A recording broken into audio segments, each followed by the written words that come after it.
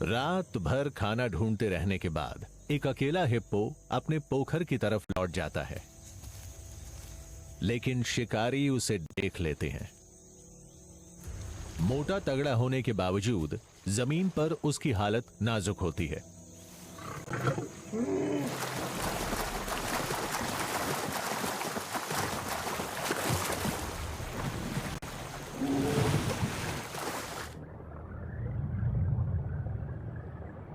पनाह मिलती है तो बस पानी में।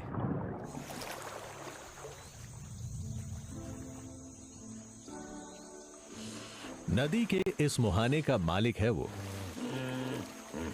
यही वो जगह है जहां उसका झुंड इकट्ठा होता है, बच्चे पैदा करके उन्हें पालता पोसता है।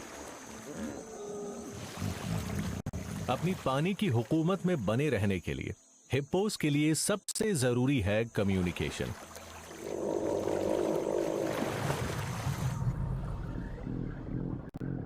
हिप्पोस की 80% बातचीत पानी के अंदर होती है।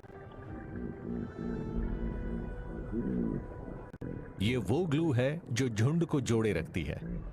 चर्बी से लदी उनकी गर्दन रेजोनेटर्स की तरह काम करते हुए उनकी गुर्राहट को बढ़ा देती है, जिससे उनकी आवाज 1 किलोमीटर दूर तक सुनी जा सकती है।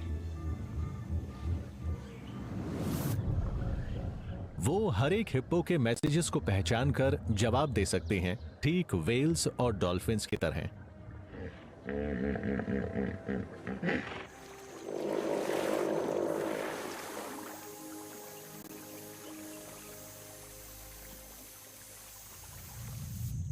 लेकिन इस गंदले माहौल में हिप्पोस को भी स्पेशल पावर्स चाहिए होती हैं, वहां से गुजरने, खाना ढूंढने और अपने इलाके की हिफाजत करने के लिए।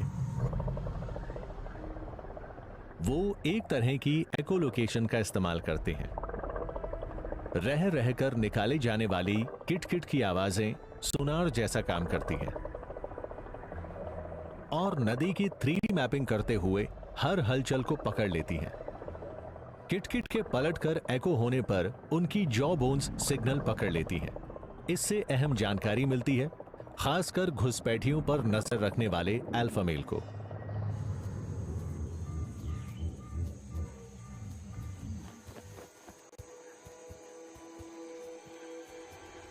एक दावेदार उसके इलाके में दाखिल हुआ है, मिलन के हक को लेकर उससे दो दो हाथ करने के लिए।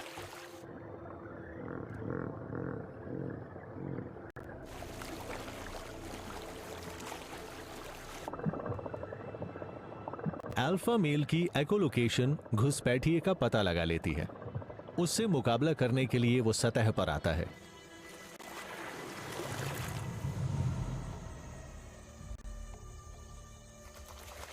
गोबर और यूरिन छिड़कना बताता है कि हिप्पो गुस्से में है। घुसपैठिया टकराने पर अड़ा हुआ है। हिप्पो की लड़ाइयां जानलेवा हो सकती हैं।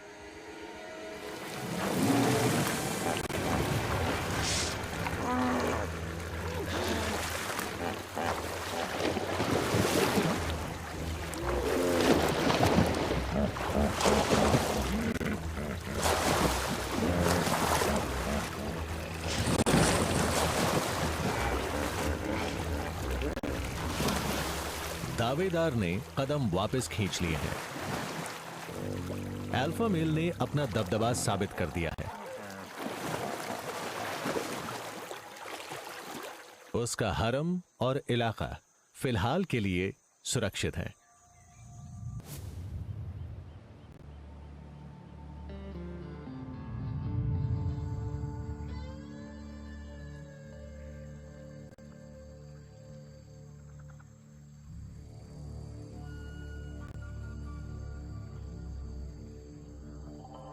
एलिगेटर्स सही मौके का इंतजार करने से परहेज नहीं करते।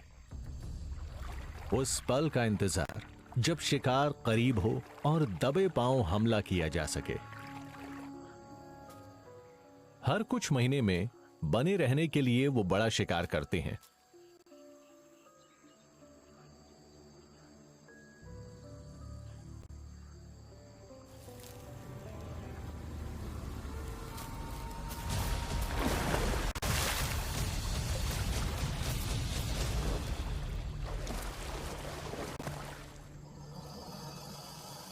मगर ज्यादातर परभक्षियों की तरह नाकामयाबी इनका भी साथ नहीं छोड़ती।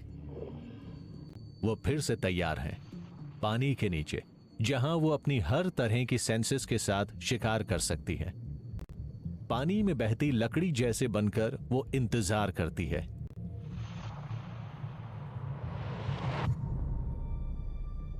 पानी के नीचे उसे ठीक से दिखाई नहीं देता, लेकिन वो हर हिलती चीज को भांप सकती है।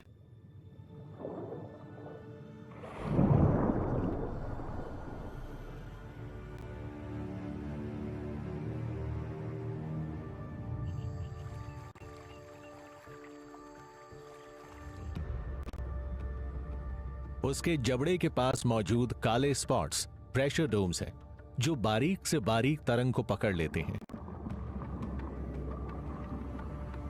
हमारी फिंगर टिप से 10 गुना ज्यादा सेंसिटिव इन प्रेशर डोम से ये सतह के नीचे 360 डिग्री चौकन्ने रहकर हर हिलती चीज को भांप लेते हैं।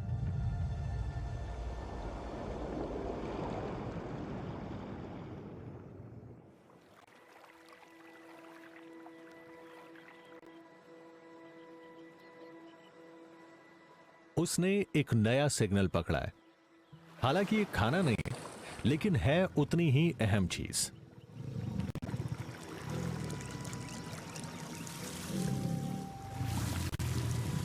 ये मिलन का मौसम है। मेल्स की लो फ्रीक्वेंसी बैलोज पानी को झंझना देती है और हर दिशा में जबरदस्त वाइब्रेशंस भेजती है। दूसरे गेटर्स अपने प्रेशर डोम से उसके सिग्नल को पकड़ लेते हैं। मेल्स इसी तरह नदी में मौजूद फीमेल्स तक अपनी दिली इच्छा पहुंचाते हैं और दूसरे नरों को खबरदार करते हैं।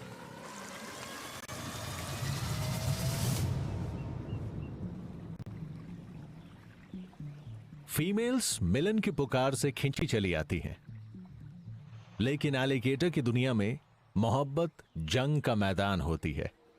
फीमेल्स के आ जाने पर हार्मोन्स उफान मारते हैं और जंग छिड़ जाती है।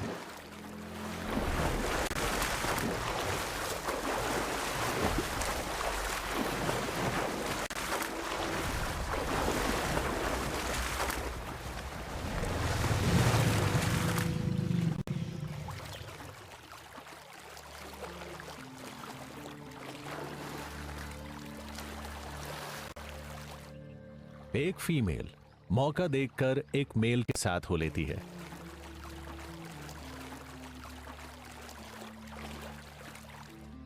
मगर बाकी खाली हाथ रहकर और ज्यादा उतावले हो जाते हैं और बेहथियारों की यहां खैर नहीं है।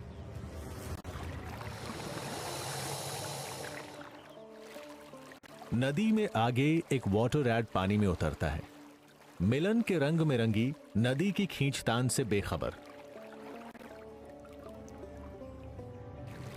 उसकी पैदा की तरंगें दूर तक पहुंचकर हरकत मिला देती हैं प्रेशर सेंसर्स और भूख को।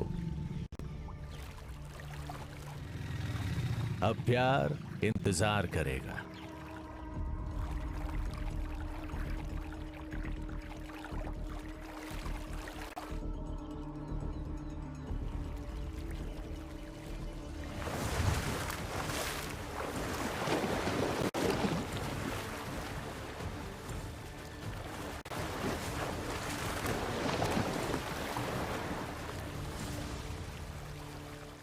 एलिगेटर्स के मामले में अगर पेट भरा हो तो टूटे दिल भी जुड़ जाते हैं। My name is Ned Sampson.